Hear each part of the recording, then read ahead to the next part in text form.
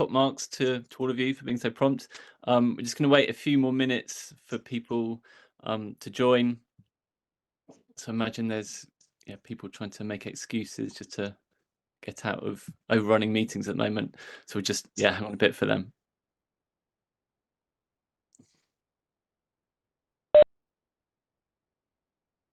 Okay, for those of you that just joined, we'll get started shortly. I'm just going to give people another minute or so just as they drift in. We'll be getting started soon.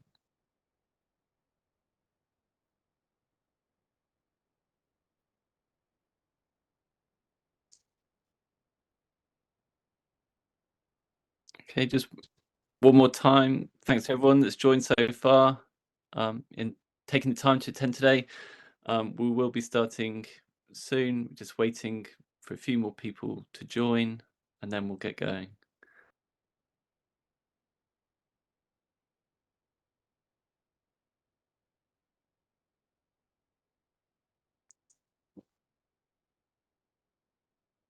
Okay, welcome again. It looks like we have most people with us now, so I'll get cracking. I'm just going to spend a few minutes just setting the scene for today's talk. So I'm Stuart, I'm your host for today, and I'm joined by my brilliant colleague Tom. Hi there. Hi. And he's going to be leading the webinar today, and I'll introduce Tom properly in a minute. So this is the final event in this year's Customer Centricity Month, and that's held by CX Partners and Centricity Next. So in week one, if you attended, you'll have heard about how we explored the state of innovation and design in 2025 and what that's going to look like. In week two, we heard about how data and AI are transforming customer experiences. And in week three, we had a panel and they were speaking about how to drive success with a customer-centric culture. And through the month, we've heard from our colleagues in CX Partners and Centricity Next, and from organisations like Booking.com, Parmenion, and the Civil Aviation Authority. The talks have been fantastic, and the good news is that they'll all be online very shortly, and so we'll let you know about how to find those. For those of you that are curious about the connection between CX Partners and Centricity Next, I can tell you a little bit about that. So CX Partners are a research and design specialist, and they're part of Centricity Next UK. And together we form a consultancy who design and deliver innovative and effective end-to-end transformation programs. And that's for some of the UK's most well-known brands. Back to today's talk. So this is one we've all been looking forward to. This is the future of customer centricity, so very exciting. And to tell us all about that, we have Tom Scott. So Tom's been involved in designing digital products and services since the early days of the web. He's an experienced director at CX Partners within the private sector team there. So he's responsible for planning and leading projects for clients like Hargreaves Lansdown, the Bank of Ireland, the RAC, and many more. Prior to CX Partners, Tom helped to establish user-centered design within Tesco groceries, and he also founded his own digital agency. So Tom's got a keen interest in exploring how we adapt design practices in response to emerging technologies, to market dynamics and regulatory changes. And this talk today is focused on just those things. And Tom's one of the most insightful people I've ever worked with, so I'm really looking forward to today's talk and to hear what he's going to say in the subject, and I think you're in for a real treat. Just before I do hand over to Tom, there's just a few extra bits of housekeeping that I'll run through. So I wanted to let you know that this is a one-way webinar, so that means that no one can see or hear you. You can, however, ask questions using Slido. So you should be able to find a button for that at the bottom right of the screen. And you can ask questions with your name, or you can do that anonymously. And at the end of the talk, I'll pop back up and ask Tom your questions. Finally, if you like to turn on closed captions, you should be able to find that in the bottom left corner of the screen. Okay, so without further ado, I'll hand over to Tom. Hi everyone, thanks Stu. Thanks for the introduction. That saved me having to do that embarrassing bit, so thank you very much. So yeah, future of customer centricity. It's been actually quite a difficult thing. I think when I first got this brief, I thought, okay, it's all it's all in my head. This is going to be easy, and actually, it's been quite challenging. So this is work in progress, and I think that's a good reflection of how we need to think about this. The future is unpredictable. It's full of change. We can speculate, but we don't know what's going to happen. But hopefully there's some rationale, some logic, and some kind of useful stimulus for thinking in here. So I will start by thinking about the state of play today, just a bit of reflection, and then some emerging complications, which I'm sure you'll all be thinking about already, but worth kind of just unpicking a bit more. Then I've got 3 themes for the future, which I will go into, and hopefully they will give you something useful to take away, that you might have some useful things that you can actually act on, and then we'll have Q&A at the end. So customer-centric practices are more established than they've ever been. We have been working at this. I've been working at this for nearly 20 years in various ways, and we've come a long way.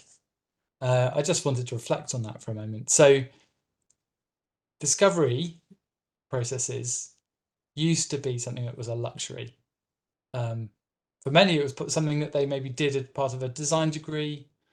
But once they got into the workplace, this kind of lovely space to explore the opportunity to do that was often not there. It was something we aspired to, if only we could kind of convince the right people to make it worthwhile investing in. But now, discovery phases are quite commonplace in many organizations. We invest time in understanding the problem before we start coming up with solutions.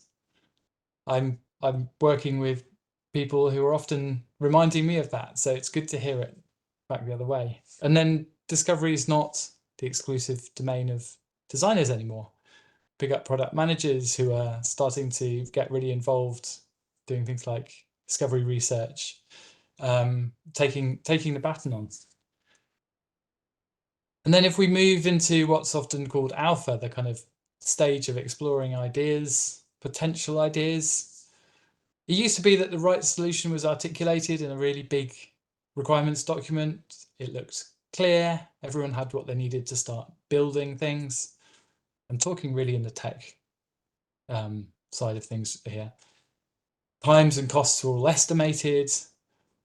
But these documents were all based on a lot of assumptions, and they often turned out to be false. And a lot of time was spent building the wrong thing. Alpha phases are now commonplace in many organizations. They might have different names, but this process of developing ideas, exploring ideas based on evidence collected in discovery, and not assuming that we're going to get it right from the start, but starting to test those ideas with users, identifying the most promising ones, and then making them better. Excuse me. And in delivery, so we used to focus on graphic design trends. We used to push the newest tools, things like Flash. We used to push users' bandwidth to their limit. And projects were released in big, exciting launches with parties, except that the project was often 12 months late, 3 times over budget. And customer support lines started ringing. And it took time to fix all the usability and accessibility problems. And customer satisfaction took a hit, and it took time to recover. But now we break delivery into more manageable chunks, each with value to the customer. We follow best practices. We use standard design patterns and libraries. We get real customers using things as soon as possible, so we can learn, we can catch issues early. We run closed betas and monitor things carefully as we scale up. And then once things are live, we're more likely to have backlogs.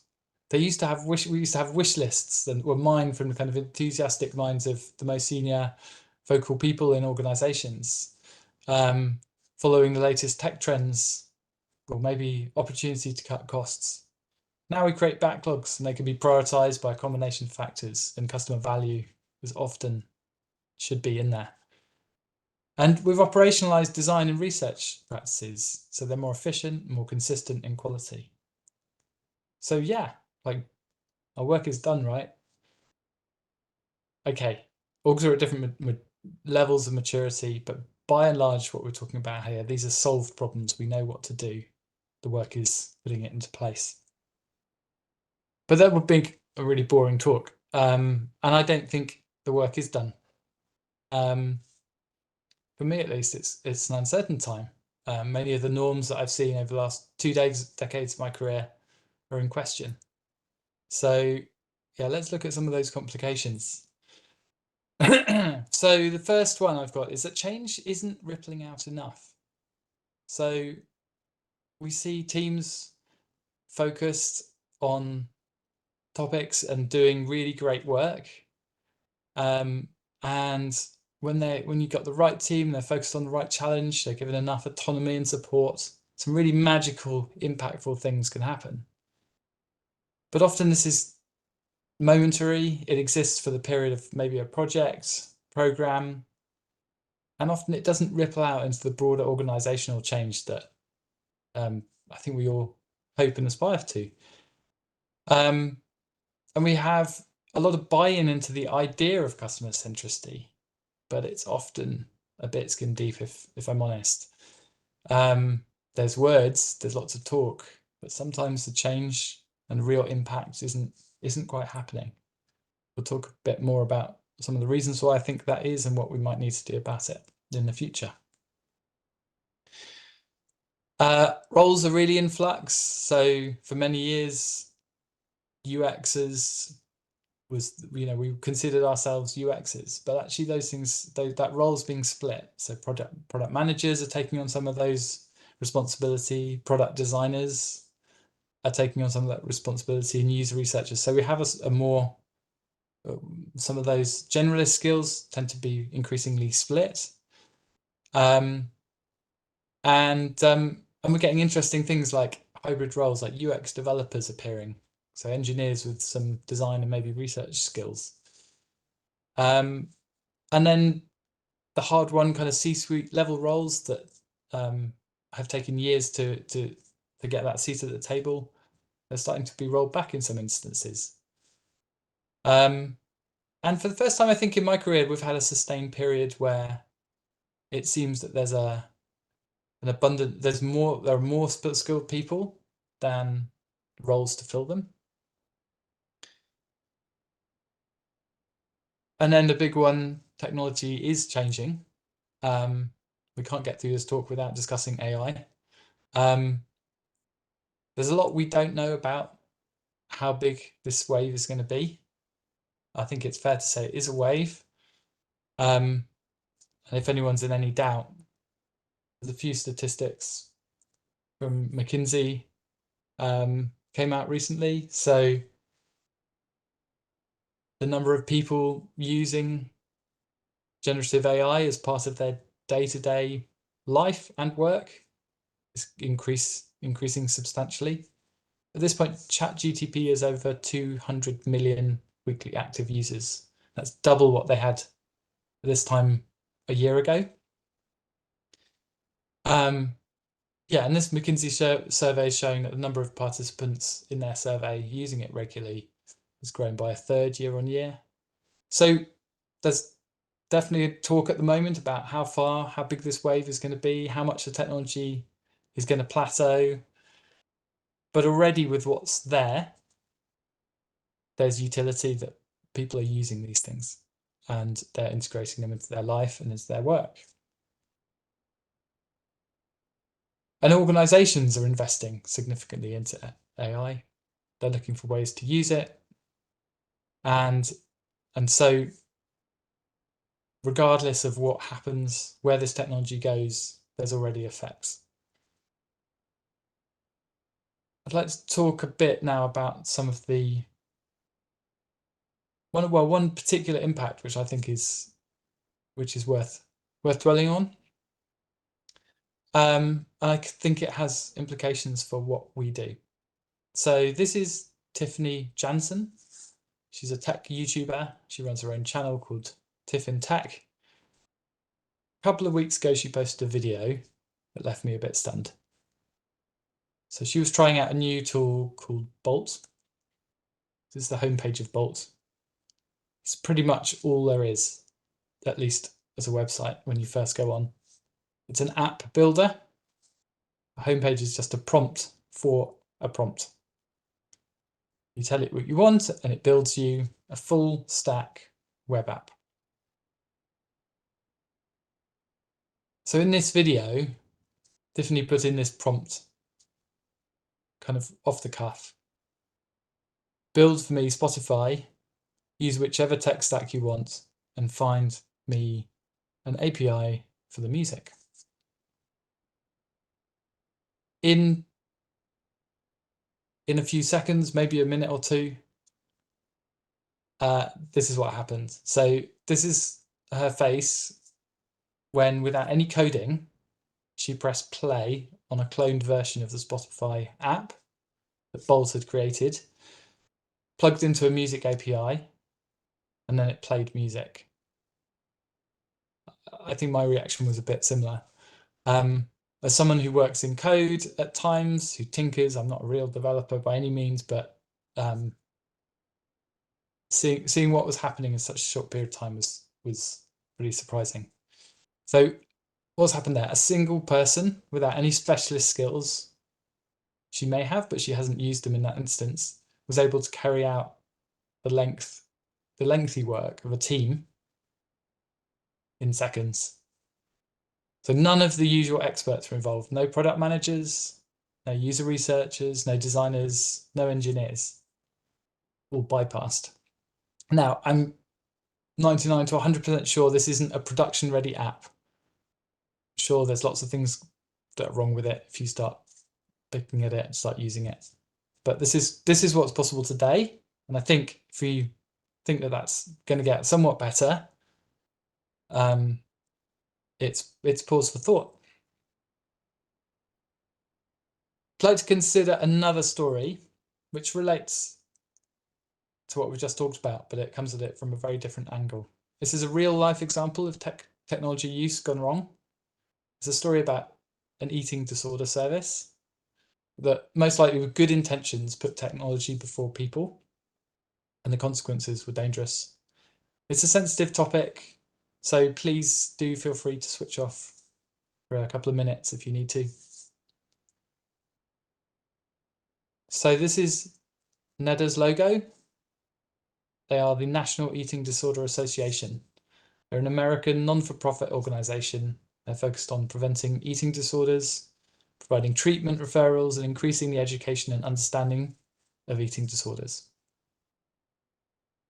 Last year, NEDA let a number of people who supported or enabled its helpline. They let those staff go, and shortly after set up a chatbot service on their website that they called Tessa, designed to offer always-on support. Unfortunately, Tessa was giving out harmful advice to the users of the service, and it wasn't long before an eating disorder activist sounded the alarm on social media. Thankfully, the service was quickly taken down, but it's worth reflecting on the potential impact of such a service and how devastating it could be. So a volunteer for the service said, "These young kids don't feel comfortable coming to their friends, family, or anybody. They have no other outlet. All they have is the chat line." An eating disorder sufferer reported her experience with the service. She said, "Every single thing Tessa suggested were things that led to my eating disorder." She continued, "If I had accessed this chatbot when I was in the throes of my eating disorder, I would not have gotten help for it, and I would not be alive today." So what happened here? Incorrect assumptions about the technology's capability. They assumed that it would do the job, that it was ready for the job. There was failure to consider, identify, and mitigate the potential harms that it could cause in advance.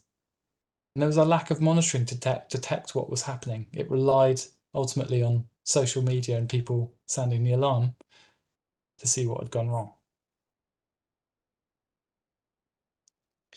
So hopefully these two stories make a case powerfully that human-centered practices are more relevant now, and they will be more relevant in the future than they ever have been before. So we know the future isn't predictable. So everything here on in is pretty speculative, but hopefully you'll see there's a logic behind it. I'm going to share 3 themes that I believe are important in the coming years. First one I'm calling deepening impact. This is the area I'm more confident about. And it probably relates to most of us more directly at the moment. I hope you don't mind, I'm going to get a bit geeky at the beginning. So you might recognize this man. He's called Simon Wardley. Anyone who's worked with me will know that I talk about Simon Wardley and his techniques more than probably is to an annoying level, let's say. So he's the inventor of a not so inventively named methodology called Wardley mapping. It's a set of methods and concepts that help you gain situational awareness, and they kind of aid with strategic decision making. This is a Wardley map, and this is a central part of the methodology. It has similarities to a geographical map. So the space on it, the position of things, has meaning. And you can chart your way through the space. Excuse me. So you can plot your current position, you can understand the landscape around you, and you can explore possible routes to take into the future. I'm going to give you a quick overview of how it works because I think it will help explain some of the rest of my thinking. It helps to have an example. So I've borrowed an example from Simon Wardley and embellished it. So first we need a character. Most of you will recognise rock legend Rod Stewart. What might be less well known to you and to less well known in his rock and roll antics is his love of tea. Rod's really into tea. Here he is with his wife Penny donating one of their favourite teapots signed to charity. So let's Wardley map Rod's love of tea. So here's Rod. Rod has needs. He needs comfort, he needs downtime, and of course, he needs hydration. And you've guessed it, he satisfies those needs with tea, a cup of tea. But tea doesn't just appear, it requires a few things. The tea itself, a mug, some hot water. And those things have dependencies as well. Hot water needs access to fresh water and a kettle. And a kettle needs power. I've stopped there, but you could continue to reflect on the whole supply chain behind each of those endpoints. We don't need to go any further for this example, but these can become complex kind of webs of interconnections. So what we've got here is a simple value chain, and I'm really pleased that it's anchored in a user and their needs. And on the left, vertically, what we have is an axis called visibility. It's an imperfect name, but we're kind of talking about how visible or close to Rod each of those things are in the value chain. The further down the chain it is, the less visible it is to him when he's enjoying his cup of tea. And then next we have a second axis called evolution. So it's roughly defined in 4 stages. I'm going to go through these one by one. So the first one is called genesis. This is novel, poorly understood space. It's where things are more likely to fail. So kettles may have started here, maybe as clay pots centuries ago, being used on open fires. And the next step is where those things become custom built. So what we mean by that is that we understand them better. There's emerging demand. The failure is less likely. Here the kettles become more elaborate and more refined. People would have been specialized in making them. And the kettles themselves would be more reliable. In the next phase, the kettles become more established and through industrialization. So they're now well understood, there's growing demand, there's rapid adoption, and failure is uncommon. So these mass-produced items are far more ubiquitous and less likely to fail. And if you keep going, you start to see the next phase, commodity utility. So this is where things become high demand, they become ubiquitous, and failure is surprising. Kettles are evolving into on-demand water heaters, so it's more like a service than it is a product. What's interesting is that this pattern of evolution is predictable. So if there's a demand for something, it will evolve towards a more industrialized, commodified state. Now, we don't know when that evolution will occur. You can see the timeframes here are huge, but some are closer together and some are more spaced out. And we don't know exactly what the result will look like, but we can be confident that it will happen in some way, and that's useful. Wardley mapping helps us explore that. So back to Rod's cup of tea. If we put the evolutionary axis against this value chain that we created, the space starts to become more meaningful. And we can take each of the items on that value chain and we can position them according to where they sit on that evolutionary path. Now, that's where they sit for Rod. That's not where they sit in the world. This is maybe researchers told us where these things sit. So we find out that Rod's actually found his favorite tea on a trip to India, and he imports it directly from a supplier. He can't find it anywhere else. So this supply is irregular and it needs to be in bulk. So he ends up with loads of the tea. Then he needs to store it somewhere to keep it fresh. And because he's brewing leaves, the tea making process is more bespoke. He has to measure out the right quantities of tea each time, and it's messy. It's driving him crazy. And why is this happening? Well, when we look at the map, we put it on the map, we can see that there's a supply problem.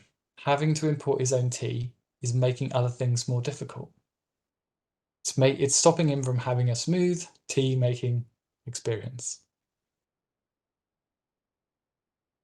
So now we've worked this out, told Rod, he goes to his local fine tea supplier and he gives them a sample of his favourite tea, and they agree it's superb.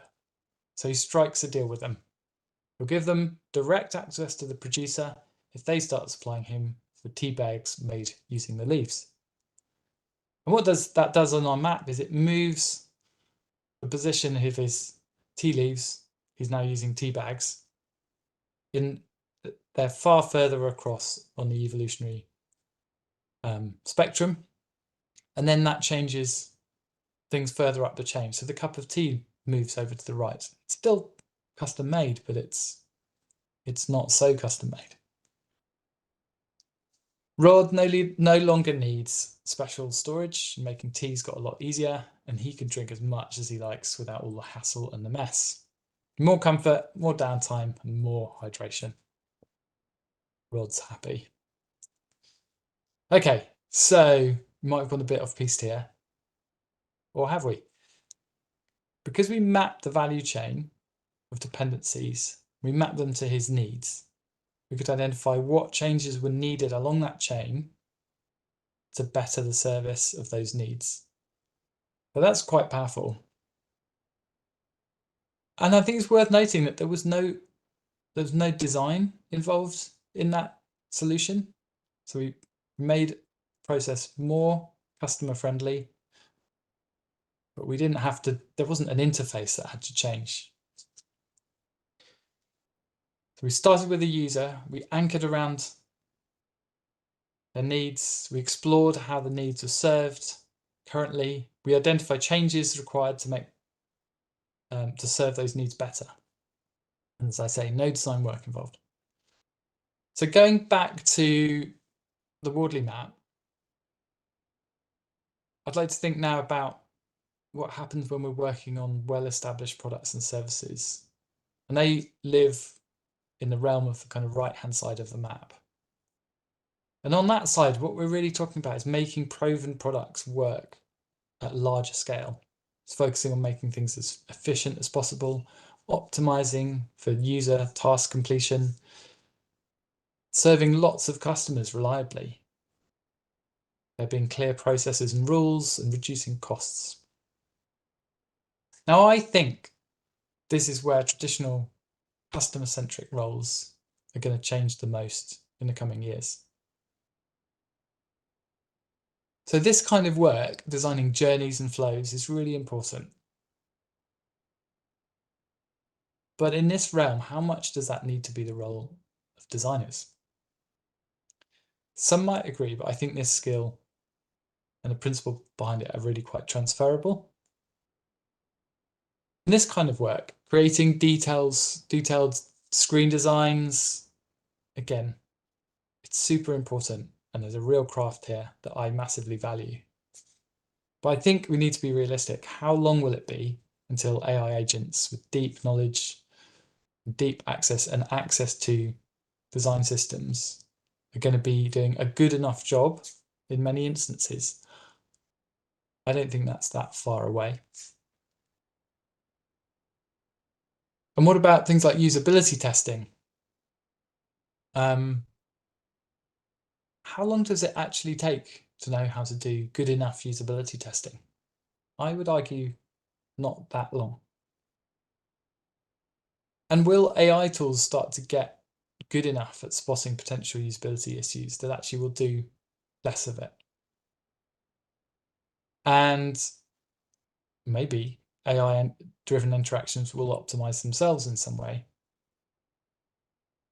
So I think there's a question again about whether this is something that we need to hold tightly onto, or whether things might change here.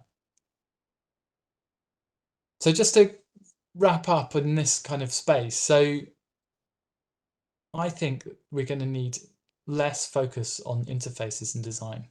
Not because they're not important, but because to really have deep impact, we need to go down the value chain. And that means moving from a kind of centralized designer kind of, or UXer or service designer, where it's a role-based view, to a more distributed version of that, where the skills are shared out more. And by that, I mean people in different roles taking up some of those skills, relying on systems, capabilities, services that enable that.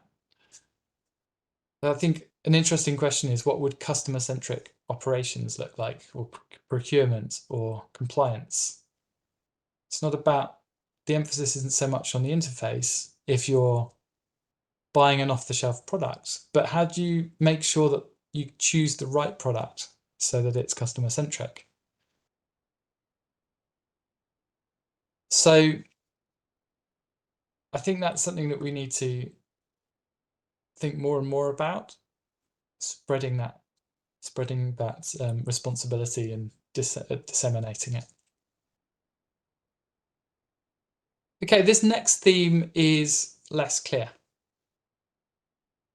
There's a lot to think about here. Here are some provocations, some questions. So this is the space which is in the middle ground of the Wardley map. Guess you're more likely to find your startups and SMEs in this space. This is where we take early ideas and turn them into something that works consistently. We build the first proper versions that customers can depend upon. We focus on making things better bit by bit. We find a balance between perfect and good enough. This might be the role. This might be where you kind of see lean startup type mindset. We've got ideas. We know what we want to do. We want to get them built and out and tested as soon as possible. So going back to our example earlier, I think this is where we're going to see the power of these, the powerful drivers of delivery speed really starting to kick in here. If you can start to spin up a first version, an MVP of your app idea in minutes, the cost of building things and building the wrong thing has massively gone down. And I think often the justification for customer centricity in this space can be, making sure you build the right thing, making sure you invest in the right thing. But if that cost is so minimal, and it might not be today, but it could well be in the near future, or at least reduced, what's the justification for involvement?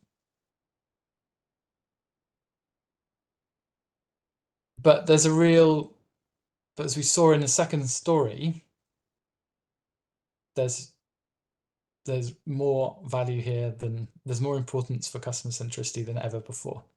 So the risk of unintended consequences are likely to go up as we start throwing more stuff at the wall and seeing what sticks. And we start using autonomous agents whose behavior we don't really understand. We don't know, is the technology good enough to do what it's supposed to be, or what we might hope it's going to do? And is it safe?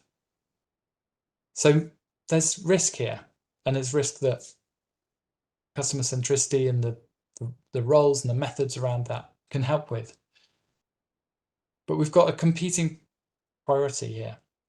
We've got speed, and we've got this loss of agency in that there's a potential for us to be not involved in that process. We'll talk a bit more about that in a minute. And also, as we move towards AI-driven products and interactions, services, the AI is handling more and more of the interaction. We're used to designing things and shaping them and creating user flows. Well, in a world where that's being handled, the interaction is being handled by an AI, we don't have that control. So if there's not much to design, what can we affect? I think that's a question I've been pondering on. And this is where I ended up starting to think about, well, what are the levers that we do have? And to understand that, you need to understand what are the characteristics of the technology that we're able to influence. So I did this exercise. It was a quick exercise where I looked at characteristics of AI and I plotted them on various continuum. And it started to help me see that actually there's quite a lot of decisions to be made and quite a lot of influence potentially. But it's really different than what we might traditionally think about when we design systems. So I suppose the point here is if we're going to have influence, we need to understand our material, the material of the technology. what we can influence, what we can change. And we need to start designing the processes to affect that. Okay, and you may have also heard chatter about synthetic users recently. So this is a company that has created a generative AI product that gives you user insight based on synthetic user interviews and synthetic users. By that, I mean that they generate responses to interviews. So you might create a script for an interview, and the responses are all generated by AI. And then there's a process of analysis and synthesis that happens on that, also by AI. So this takes off the speed and efficiency box. How do we keep up with the rapid increase in or expected increase in speed of delivery? Kind of aligns with that, but I think there's some pretty big problems here. So stating the obvious, it's the underlying technology looks for the most likely responses to a prompt, and that means averaging. User insight isn't about finding the most average. We can probably guess most of those things. It's about the unpredictable, messy human stuff that we can't predict. I know I haven't used this other than at a tinker, but I suspect that's going to be a real problem. Another problem I foresee is that even when it gets some of the insights right, they're going to be buried amongst lots of stuff that's wrong. Excuse me. And we've got no way of telling which is right and which isn't. So I'm skeptical. The jury's out for me. But I think there's a more interesting possibility in this kind of space. So if we think about all the qualitative data that organizations already have, but they don't do that much with because it's just too big a task. We've got things like customer communications, might be messages, might be calls. We've got things that are happening in social media. All of that is traditionally kind of rich but messy and massive in scale. It's hard to use. So just going back to our Wardley map and thinking about this. So at the moment we have, in very simple terms, if we're trying to design things that are customer centric, we need customer understanding. And in our world, that often relies on qualitative research. We recruit people, we interview them, we analyze the messy qual data, and we synthesize insight. So it sits in the custom section of the map. And because of all this manual effort, we're pretty limited in how quickly we can do it and at the scale that we can do it. So this is the evolution of that is blocked at the moment. But if we introduce AI in there in the right way, that has the potential to unblock. And when I talk about AI, I'm talking about generative AI. One of the things that generative AI can be good at is summarizing qualitative information. Now, if that were unlocked, qualitative research at scale starts to become possible. And it also would be always on. Now, that depends on having access to the data in the right way. So there's some capabilities, and it relies upon the emergence of new tools to be able to do that synthesis in a way that's effective. And I'm not arguing it's a complete replacement for qualitative research, interviews, observation, those kind of things.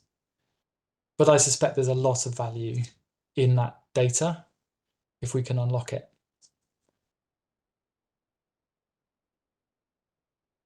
Okay, so just to recap then, we have rapid adoption of emerging tools, creation of new tools, methods.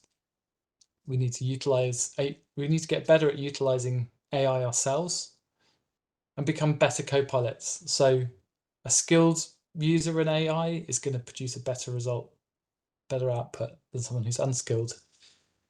And also familiarizing ourselves with the material properties of AI is going to be really important. Okay, this last space theme is the one that I'm least sure about. It's the least developed. It's about the things that haven't happened yet, but could happen for better or worse. So I'd articulate it in this way, envisaging potential futures. So at the high end, the high budget end of this scale, this is what Black Mirror is doing brilliantly. Now, you'll have probably heard the term speculative design. It's been around for many years, but its adoption has been pretty niche at best. Speculative design uses design to create powerful illustrations of what aspects of the future might look like, what they might feel like if certain things were to happen. Using it, we can speculate about future scenarios for organizations, for people, society, encourage reflection, debate, and form alignment. It can be technology focused, but it could be more in the real world as well. You may have come across Soren Iverson. So he's a popular poster on social media. And he designs, I think every day he puts out a little provocation. So it can be down at this level as well. A kind of what happens if. What does that feel like when you start to see some of these things? Adverts in your phone.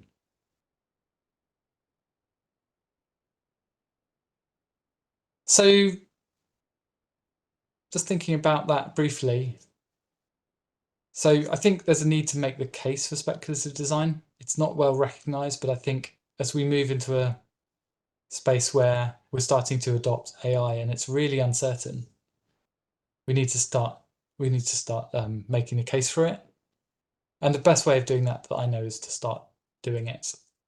And usually that means starting small, maybe not asking permission, but just making it so small that the risk is minimal. And then we can, really looking into what could happen with AI in different scenarios, different contexts. And it's kind of a bit meta. So it's not just speculating on AI, but also using AI to help to bring that future to life. We can now generate images of the future or what a future might look like much more easily than we've been able to do before. So to wrap up, using our Wardley map, when we're operating over on the right-hand side in these more evolved spaces, less focus on interfaces and design, more focus on diving down through the value chain and moving from a centralized version of our practice to a more distributed version where it's shared amongst different disciplines, more focus on skill sharing, training of other disciplines, and the supporting capabilities and services that are going to be needed to make that happen. And then in this kind of middle space where we're figuring out what needs to be built, what the product is. So this is about rapid adoption of the emerging tools, creating new tools and methods that utilize AI, becoming better co-pilots, so we're still involved, and being familiar with the materials and properties of AI. And then over on the left, as I said, making the case for speculative design, showing it by starting small, speculate on where AI could go, but also use AI to help bring the future to life. That brings me to the end. Thank you for your time. I think back to Stuart for a minute. Hi everyone. Yeah, thanks very much for the session, Tom. That was great, really interesting. There are a few things I took away from it. I thought it was a really, lovely reflection on how far user-centered design and customer centricity has come. Saying how organizations, for many, discovery is now a really familiar thing. I was a bit sad about how a lot of the skills we use are becoming more of a commodity, and what that means for us, but also excited about the increase in delivery speed and that idea that you can build something and it doesn't matter so much if it's wrong, because you can just build and rebuild very quickly. But then obviously you had that kind of important reminder that there can be downsides to that too, and that we need to kind of think about things and be diligent with that usage. And also finally, the other really interesting idea I thought was how when you're working with AI, you don't have such control over the outcome. What you're doing is more of an emergent experience rather than something you have lots of control over. So yeah, lots of food for thought, as well as learning about Rod Stewart's tea drinking habits. So yeah, on to questions now. I can see we've got some appearing in Slido, so thanks to people that have already posted them. If you haven't added yours yet, you should be able to use the button on the bottom right of the screen. Yeah, it'd be great to hear from as many people as possible. I think I also saw that some people had to drop off early and were asking about slides. Just so you know, we will be sharing the recording with everybody afterwards. Okay, so Tom, just to kick off, I'm just gonna yeah, with the first question. So what would be a key piece of advice for businesses to ensure that they remain customer focused while adopting new technologies? I think probably the place I would start is with observation of people using the technologies. So in that example that we looked at, if they had just got some of the people who are likely to use that service to use it, and there's safeguarding, in that example, there'd need to be safeguarding around that. That was a sensitive topic. But just observing people using it. And I think there's two things there. In traditional usability testing, we're observing a static, a thing which doesn't change very much, but we're observing how easy the person finds it to use, how well they understand it. But we've got two axes here actually, with a system which is dynamic in the way that a chatbot is, for example. We need to look at how it behaves as well as how the user of it behaves. So I think it's observation of people using it, and it's observation of how, if it's AI, if it's generative, how it behaves in different scenarios. Okay, that's great. Thanks, Tom. I've got a comment, I guess more from Craig here. He says, I think AI has its place, but I believe most end customers want human interaction in some circumstances as opposed to AI. Unless AI becomes almost undetectable to the end user, I think some customers may be put off by it. Just wondering, yeah, Tom, have you had any kind of observations around that in your work? Yeah, I mean, I think there's not just with AI, but just in digitization in general, we're seeing this kind of real shift, aren't we, towards the point where it's actually increasingly difficult to interact with people. There are huge risks of exclusion in there, and that's something we really need to pay attention to. There's another angle on it as well, which I don't want to kind of take away from what I just said, because I think it's really important. But many people said they didn't want banks to disappear from the high street. But when when mobile banking became available and became good enough, actually people stopped using them. So there's kind of what people say they want, and then there's how they actually behave. Those two things can be quite different, and I think that's where we need to look at behaviours more than just kind of attitudes with these things. And I think we've seen in some situations, knowing they're speaking to a bot can actually be more appropriate in some circumstances and less kind of intimidating, right? Yeah, I mean, we did look at kind of financial advice and how that interaction might feel, and in some ways, there's a kind of when there's an imbalance of knowledge, then that can feel intimidating. Now, there's a lot of consequences, a lot of risks in that space, so I don't want to say that's the answer, but I think it's an interesting insight. Yeah. So I think we've just got time for maybe another couple of questions. So are there ways to anticipate or predict future shifts in consumer experience, in consumer expectations? I don't know, that's referring to the Wardley mapping as well. Yeah, I think anything really can go on a Wardley map, and that's a really interesting thing. Simon Wardley's mapped politics, he's mapped whole industries and sectors. We didn't really explore it fully here, but there are a whole set of methods in Wardley mapping that help you kind of speculate and look into the future in more detailed ways. I'd really suggest, if you're interested in that, looking at it, learning more about it. There's a wealth of information and kind of practice there. But yeah, it's a really interesting and helpful technique. Mm-hmm. And then just one final, one that was quite interesting was, do you think there are any particular skills that we should be looking for when recruiting designers that would help with the future picture? Yeah, well, I guess, taking back to those three different kind of themes, then I think it depends on the type, kind of where you are on the map, or what the type of work is. So in that kind of on the right hand side of the more evolved space, I think it's more about kind of people who are inclined towards operations and people who can help with training, but also people who can prototype. Well,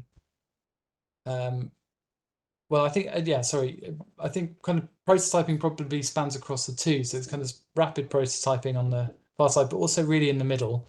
So if you're starting to get into that kind of emerging kind of product space, then those skills with AI and I think still with code, I think people are able to use AI through code are going to be massively advantaged, because a lot of AI interactions are not going to be just chatbots. So how do those interactions work, and what they feel like? I think we're going to need technical skills, and we're going to need new tools in that space to start to design with AI in a more hands-on way. And then I guess in that speculative design space, that's less clear, but I think we could start to think about some of the skills of storytelling, and maybe borrowing from industries like advertising and television, where there's just real depth of expertise in telling compelling stories and bringing them to life. Yeah, brilliant. Okay, I think that's all the time we've got for questions. I know there's been a couple of more come in just now, and we'll maybe try to get back to you on those via email. But thank you for that. And thanks again to Tom for the brilliant talk. Yeah, I feel very inspired, and hopefully other people have learned something new today. As I mentioned earlier, we'll be sharing a recording with you all very soon, and we always love feedback. So please let us know maybe what was the most useful thing about today, or how we can make these sessions run better. But aside from that, that marks the end of Customer Centricity Month for 2024. We'll have all the talks again up online, and that'll be very soon, and that means that you'll be able to catch up on them all. But I want to say just a final thank you to all the people that have spoken and taken part in panels, and to everybody that's attended any of the sessions and asked questions. So thank you, everybody, and I'll say goodbye.